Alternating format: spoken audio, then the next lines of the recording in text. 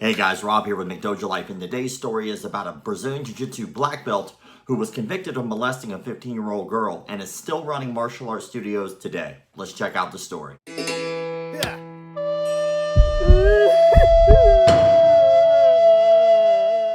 According to a criminal complaint, David Arnebeck, who was first convicted of a prostitution-related misdemeanor in Minneapolis in 1996, had started sexually touching a 15-year-old girl over her clothes as she was asleep during one of her frequent overnights at the Arnebeck's house. She was awoken by this, pushed his arm away, and ran into the bedroom of a juvenile who lives at the home. Arnebeck's attorney, Robert Sakali, which I'm pretty sure I butchered his last name, but it's all good, said his client entered a Norgard plea explaining that his client was too drunk to remember what happened. Now, what is a Norgard plea, you might ask? Well, on a statement on DavidArnebeck.com, that's right, David Arnebeck made an entire website defending himself, and you can make up your own mind by checking that out. I'll add a link in the description. He said on his website, a Norgard agreement is not a statement of guilt. Here's the definition of a Norgard plea. A Norgard plea is a plea of guilty where the defendant is unable to recall what happened at the time of the incident. A Norgard plea may be entered when the defendant is intoxicated or had amnesia and cannot recall the facts of the case. Let me read that first part again. A Norgard plea is a plea of guilty. Guilty. So, by definition, he pled guilty to 5th-degree criminal sexual conduct, which is a gross misdemeanor, and was sentenced to 60 days in a county workhouse to avoid even a sip of alcohol, to take courses on sexual boundaries, and to be subject to random testings for drugs and alcohol. Now, here's where it gets tricky. He still currently runs the Warrior Cove facilities, which are located in St. Louis Park, Burnsville, and Little Canada, which train clients of all ages, including children. On the facility's website, he mentioned Rickson Gracie many times. Now, he did receive his black belt from Rickson Gracie, but here's the problem. Here's Rickson Gracie's statement about David Arnebeck, and I quote, "This statement is in regards to my association with David Arnebeck. I take full responsibility for allowing Mr. Arnebeck to continue his membership in the JJGF.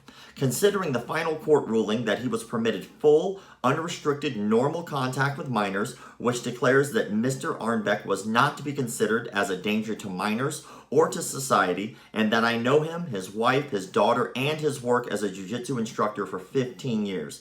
I've decided not to impose further penalties on Mr. Arnebeck other than those already given by the court. In doing so, I took the personal position that people who demonstrate the will to change and to pay for the past mistakes should not be ostracized or excluded from society. However, as of today, the JJGF is adopting a zero-tolerance policy towards sexual misconduct.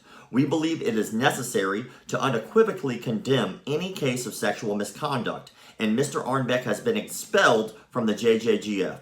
We encourage any member from the global jiu-jitsu community to help us to enforce this policy and communicate any wrongdoing they are aware of. I condemn in the strongest words predatory behavior that takes advantage of others. This type of behavior is intolerable and contrary to my life mission and the mission of the JJGF. I am passionate to empower protectors and self-defense through jiu-jitsu.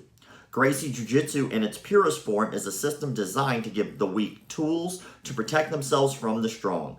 Decades after the art's birth, the Jiu-Jitsu Global Federation still believes in this mission. We believe that Jiu-Jitsu should be used to empower individuals, and we do not condone any person, group, or organization who would prey upon the vulnerable. We expect our members and supporters to be the best representatives of Jiu-Jitsu, and that means upholding the standards of morality, standards of character, and standards of ethics. Individuals who would use Jiu-Jitsu to do harm or who would put members of our community at risk are not welcome and will not be tolerated. For those of you who work tirelessly to do good for your students and to represent the best ideals of our art, thank you. We need your work to continue. Signed, Rickson Gracie. All right, now take all that information, stir it around, and do your own research. Go to DavidArnebeck.com and read what he has to say about it. Read all of the news articles that are written about it, which there are tons written about it, and then make your own decisions here. My problem here is that the man is still around children, even though he pled guilty to molesting one. To me, that's inexcusable. There is no reason for that. You can make your own decisions and have your own thoughts about it. This is just my opinion. So, do the research. And parents out there, please make sure you're looking after your children.